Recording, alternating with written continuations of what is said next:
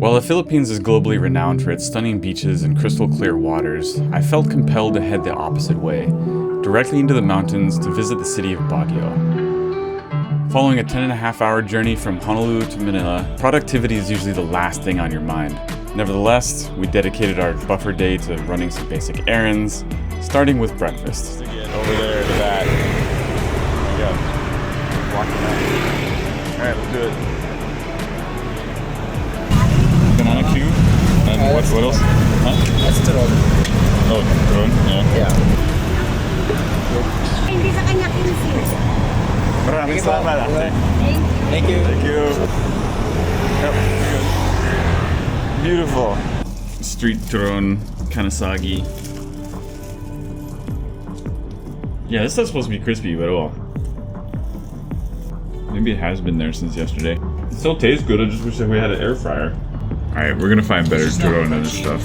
We just have one day in Manila and decided to go down to get our bus tickets for Baguio early this morning, and then past that is the Mall of Asia, which is down here on Manila Bay. We are walking around here because it actually doesn't open until 11 a.m. We still have 30 minutes, and now I'm somewhere that I haven't been in 16 years. Wait, 14 years. And it's kind of crazy to see all of this in the daytime now. Damn, Manila. Look at this water.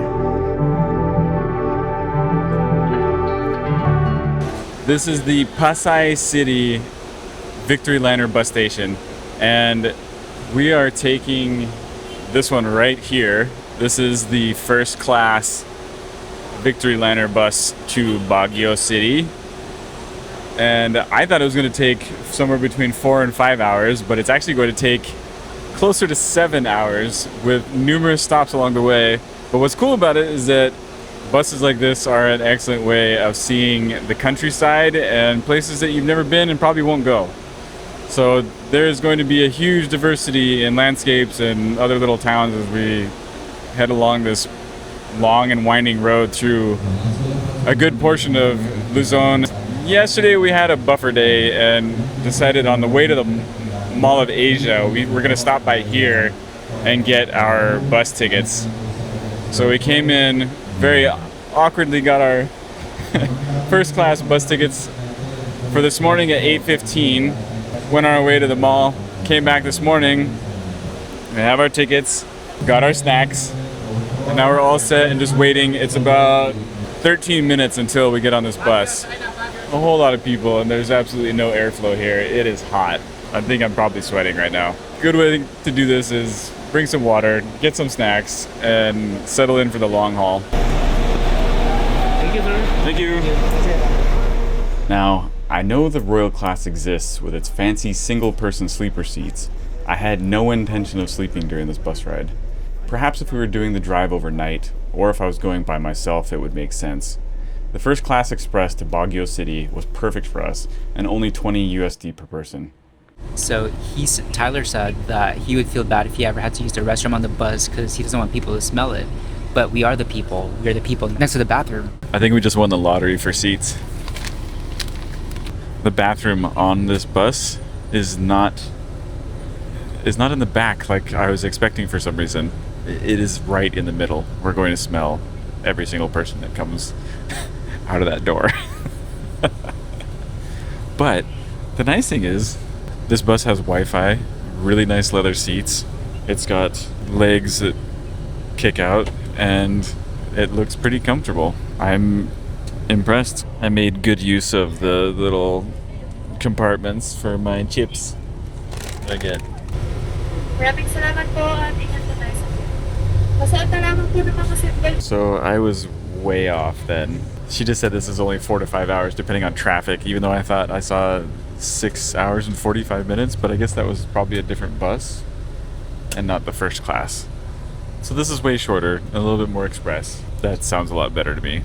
Like, one thing I'm starting to realize being on a bus is that you sit up really, really high and you get an excellent view of pretty much everything that's going on, especially the absolutely chaotic traffic that is Manila. Now, so as to not ignore the elephant in the room, as you're sitting in a high-rise bus going along the circumferential expressways through and around Manila, it is impossible to ignore the incredible amount of pollution. When it came time to use the bathroom, I struggled to figure out how everything worked in that tiny space. I'm glad nobody walked in on me because I wasn't able to lock the door until after I was already done. The flush button was also not obvious. I was so glad to get out of there. Just like on the Philippines Airlines, it has been absolutely freezing on this bus ride. The AC has been running high almost 95% of the time. But anyway, the sights have been kind of incredible. A bus rides like this are just the best way to see the country in one big burst. The majority of this has been very provincial, lots of farmland, and in just a few hours I've seen things that I wish I actually had time to slow down for and walk out and just experience. A lot of pictures that I wish I could have taken. The issue with recording this from a bus is everything is so far out there and it goes by so quickly that it's kind of impossible to get with the camera. So I've been just glued to the window and taking it in. I haven't been able to sleep, and I haven't really been watching or listening to anything, just kind of going along and enjoying the sights outside. You really know that you're getting close to Baguio because as you go up a few thousand feet, you can start to see the ocean off in the distance and the trees begin to change. There's more pine trees up here.